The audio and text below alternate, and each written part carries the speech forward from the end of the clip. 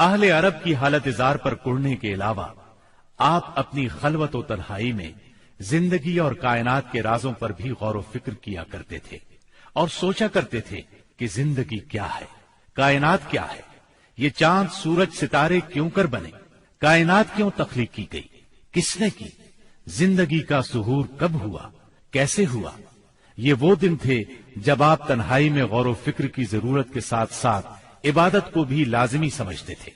عبادت آپ کی روح کی ضرورت تھی، لہذا آپ رمضان بھر غار حرا میں قیام فرماتے، آنے جانے والے مسکینوں کو کھانا کھلاتے اور بقیہ اوقات اللہ تعالی کی عبادت میں گزار دیتے۔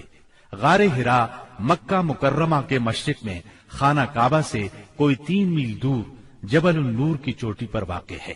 خلوت اور گوشہ تنہائی کی تلاش میں آپ غار حرا پہنچے۔ یہ چونکہ کعبہ کے سامنے تھا اور وہاں کامل تنہائی اور یکسوئی تھی، اسی لیے آپ کو بہت پسند آیا۔ رمضان کا مہینہ اور پیر کا دن تھا۔ آپ غار حرا کے اندر ذکر الہی اور عبادت میں مشغول تھے کہ یکایک جبریل علیہ السلام نازل ہوئے اور آپ کو وحی اور نبوت سے نوازا۔ سیدہ عائشہ رضی اللہ عنہا فرماتی ہیں، رسول اللہ صلی اللہ علیہ وسلم پر وحی کا آغاز نیند میں اچھے خواب سے ہوا۔ آپ جو خواب دیکھتے وہ سفیدہ سحر کی طرح نمودار ہوتا۔ پھر آپ کو تنہائی پسند آنے لگی، چنانچہ آپ غار حرا میں خلوت فرمانے لگے اور کئی رات گھر آئے بغیر عبادت کرتے اور اس عرصے کے لیے توشہ بھی ساتھ لے جاتے۔ پھر سیدہ خدیجہ رضی اللہ عنہا کے پاس تشریف لاتے اور اتنی مدت کے لیے پھر توشہ لے جاتے، یہاں تک کہ آپ غار حرا میں تھے کہ آپ کے پاس حق آ گیا، یعنی فرشتہ آپ کے پاس آیا اور کہا اقرا، یعنی پڑھیے۔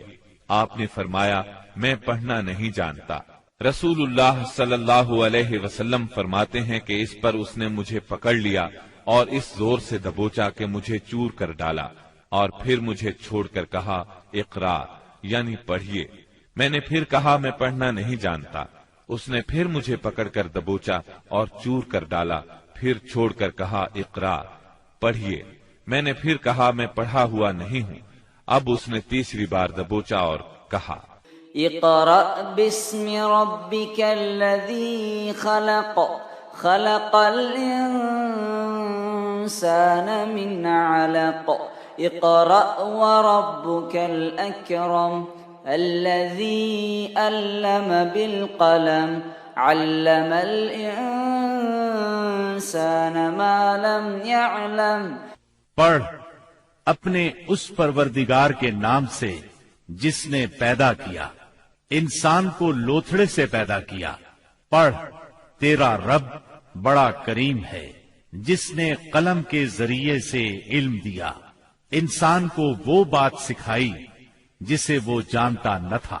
اب آپ نے یہ آیات پڑھ دیں، پھر آپ ان آیات کو لے کر واپس آئے۔ آپ کا دل کانپ رہا تھا۔ آپ نے سیدہ خدیجہ رضی اللہ عنہا کے پاس پہنچ کر فرمایا مجھے چادر اڑا دو، مجھے چادر اڑا دو۔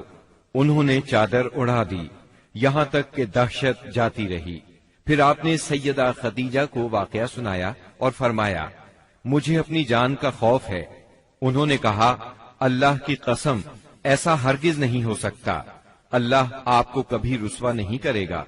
آپ صلہ رحمی کرتے ہیں، بے سہاروں کا بوجھ اٹھاتے ہیں، خالی ہاتھ لوگوں کی مدد کرتے ہیں، مہمان کی مہمانی کرتے ہیں اور حق کے سلسلے میں پیش آنے والے مصائب میں مدد کرتے ہیں۔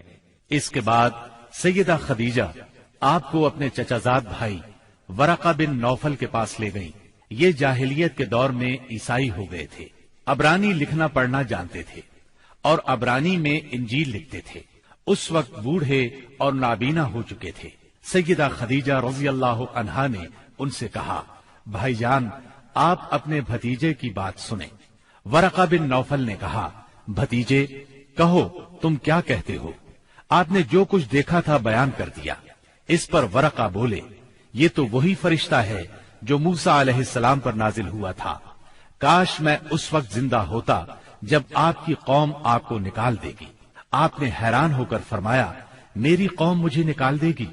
ورقہ بن نوفل بولے ہاں کوئی ایسا آدمی نہیں جو تم جیسا پیغام لایا ہو اور اس سے دشمنی نہ کی گئی ہو، اور اگر میں اس وقت تک زندہ رہا تو تمہاری زبردست مدد کروں گا۔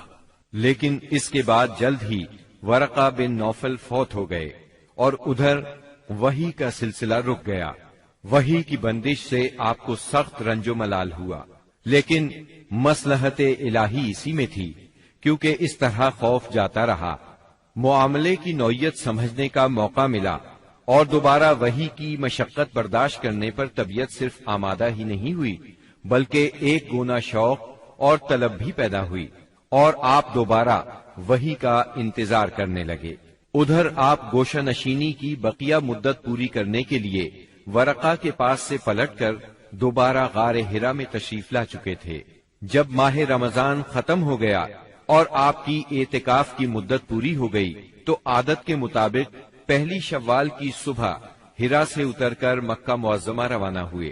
نبی کریم صلی اللہ علیہ وسلم ارشاد فرماتے ہیں، میں پہاڑ سے اتر کر میدان میں پہنچا تو مجھے پکارا گیا، میں نے دائیں دیکھا کچھ دکھائی نہ دیا، بائیں دیکھا تو بھی کچھ دکھائی نہ دیا، سامنے دیکھا تو بھی کچھ دکھائی نہ دیا، پھر پیچھے دیکھا تو وہاں بھی کچھ نظر نہ آیا۔ اس کے بعد میں نے سر اوپر اٹھایا تو کیا دیکھتا ہوں کہ جو فرشتہ حرا میں میرے پاس آیا تھا وہی آسمان و زمین کے درمیان موجود ہے۔ یہ دیکھ کر میرا پورا وجود اس کے رعب سے بھر گیا، یہاں تک کہ میں زمین کی طرف جھک گیا۔ پھر میں خدیجہ کے پاس آیا اور کہا، مجھے چادر اڑا دو، مجھے چادر اڑا دو، مجھے کمبل اڑا دو، ٹھنڈے پانی کے چھینٹے مارو۔ انہوں نے کمبل اڑا دیا، ٹھنڈے پانی کے چھینٹے مارے، پھر یہ آیات نازل ہوئی، اے کمبل پوش اٹھ اور لوگوں کو ان کی بدعملی کے نتائج سے ڈرا، اپنے رب کی بڑائی بیان کر اور اپنے کپڑے پاک رکھ اور گندگی سے الگ تھلگ رہ۔ بعثت نبوی کے ابتدائی 3 برسوں میں آپ چپکے تبلیغ کرتے رہے۔ اس دوران میں سیدنا ارقم رضی اللہ عنہ کا گھر اسلامی تحریک کا مرکز بنا۔ یہ گھر کوہ صفا کے دامن میں واقع تھا۔ نمازیں گھروں کے اندر اور پہاڑوں کی گھاٹیوں میں پڑھی جاتی رہیں۔ اس تبلیغ کے ذریعے سے چراغ جلتا رہا۔ آپ نے سب سے پہلے ان لوگوں کو تبلیغ فرمائی جن کے آپ کے ساتھ تعلقات تھے۔ آپ کو اپنے ان قریبی ساتھیوں کی طرف سے مایوسی کا سامنا نہیں کرنا پڑا۔ عورتوں میں آپ کی زوجہ سیدہ خدیجہ رضی اللہ عنہا، غلاموں میں زید بن حارثہ رضی اللہ عنہ، مردوں میں سیدنا ابو بکر صدیق رضی اللہ عنہ، اور لڑکوں میں سیدنا علی رضی اللہ عنہ نے سب سے پہلے اسلام قبول کیا۔ خفیہ دعوت و تبلیغ کا یہ سلسلہ قریباً 3 سال تک جاری رہا۔ اس عرصے میں جن حضرات نے اسلام قبول کیا ان کے نام یہ ہیں: بلال بن رباح، عثمان بن عفان، زبیر بن عوام، عبد الرحمن بن عوف، طلحہ بن عبید اللہ، سعد بن ابی وقاص، عمرو بن انبسہ، خالد بن سعد بن عاص، عمار بن یاسر، خباب بن ارت، ابو عبیدہ بن جراح، سعید بن زید، جعفر بن ابی طالب، عبداللہ بن مسعود، ابو سلمہ، عثمان بن مظعون، سہیب رومی اور ارقم رضی اللہ عنہم۔ مجموعی طور پر قریباً 40 افراد نے اسلام قبول کیا۔ ان حضرات کو السابقون الاولون کہا گیا۔ اس خاموش تبلیغ کے نتیجے میں 40 افراد نے اسلام قبول کیا۔ اس طرح اسلام کی بنیاد مضبوط ہو گئی۔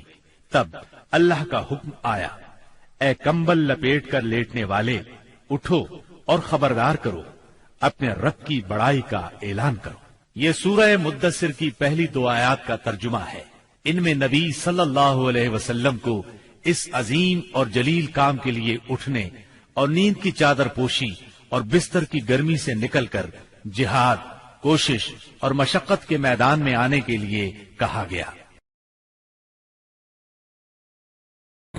Don't forget to like, comment, share and subscribe to